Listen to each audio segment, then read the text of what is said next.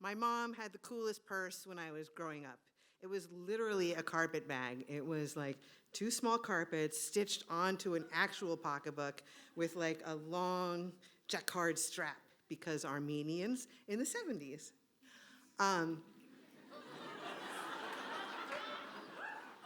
She had everything in there. It wasn't as big as Mary Poppins's, but it held twice as much shit. She had cigarettes, and they were this long. She had matches from every place in town with only 1 match taken out of every matchbook. She had sweet and low packets. She had her leftover coffee like in a jar, a Sanka jar, that was sealed and then put in there. I don't know where it went. She had 1 tampon, a diaper, and she also always had a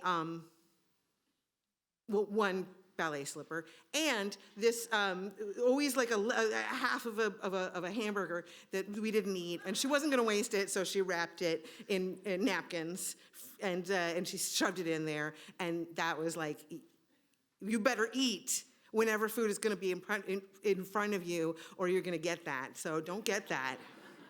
So that was just a funny story I would tell until 40 years later when I had my kids. And then, and I did that in the San Francisco Bay Area, and we lived like in Berkeley adjacent, which means Vallejo. Thank you, okay.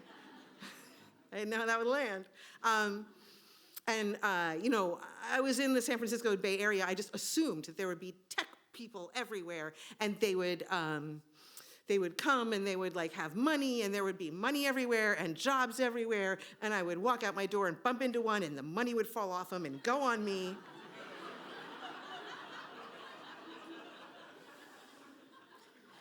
That's not what happened. But after a couple years, I finally got an invitation to Facebook. And I was so excited because Facebook is the big one. So at this point I had 2 toddlers. I put them in the car and we drove. And we drove like an hour and a half. I went over the bridge into the city and then turned around and went out, because that's really easy to do. And then I turned right and went like an hour and a half, and we were at Facebook. And it was really exciting because they have like this out front, but then they have the same hand going like this, so you know where to park.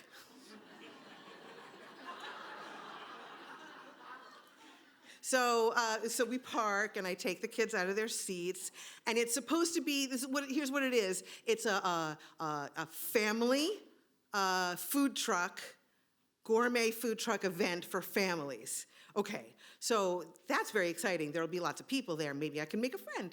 So we proceed to like the patch of land where we're supposed to be, and it's weird. So like, if you can imagine, if you like whispered into one of those AI like bots, do something fun, and then it came up with something, that's kind of what Facebook had for us.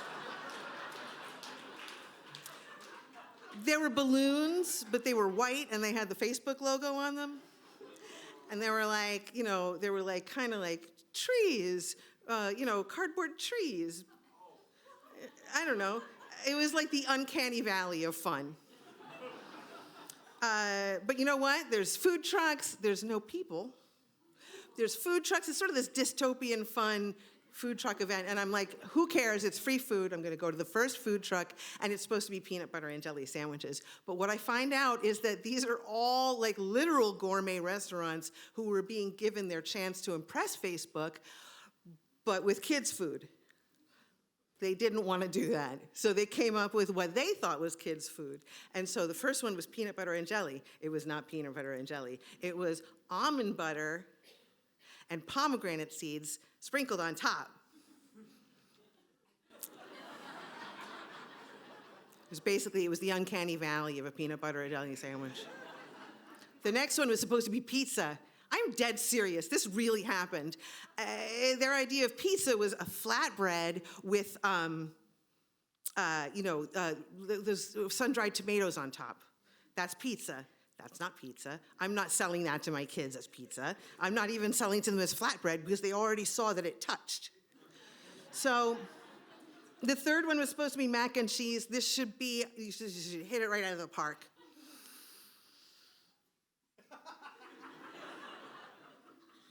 It was something called deconstructed mac and cheese. So you ever notice, like on TikTok, neurotypical people will like do this thing where they have a board and then they smear stuff on it and then they stick stuff in it and then they take crackers and go like this with it? That was basically what they did with the mac and cheese, only the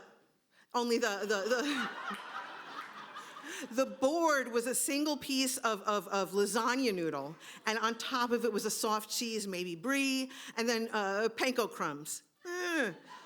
I finally find,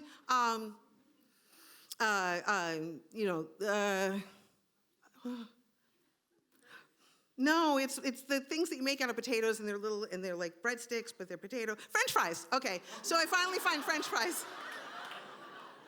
Sorry. I finally find French fries, and I go up to the guy, and I'm like, this is great. Can I have some French fries? And he's like, you can have some frites. I'm like, give me the frites.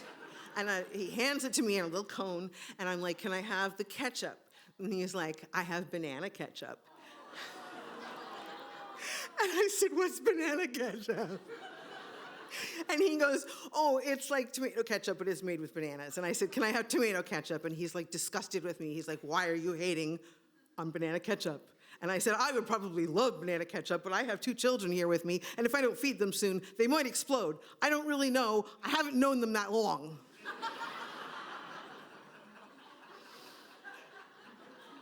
He was like, do you want aioli? And I was like, I'm not selling a white sauce to my kid that isn't ranch dressing.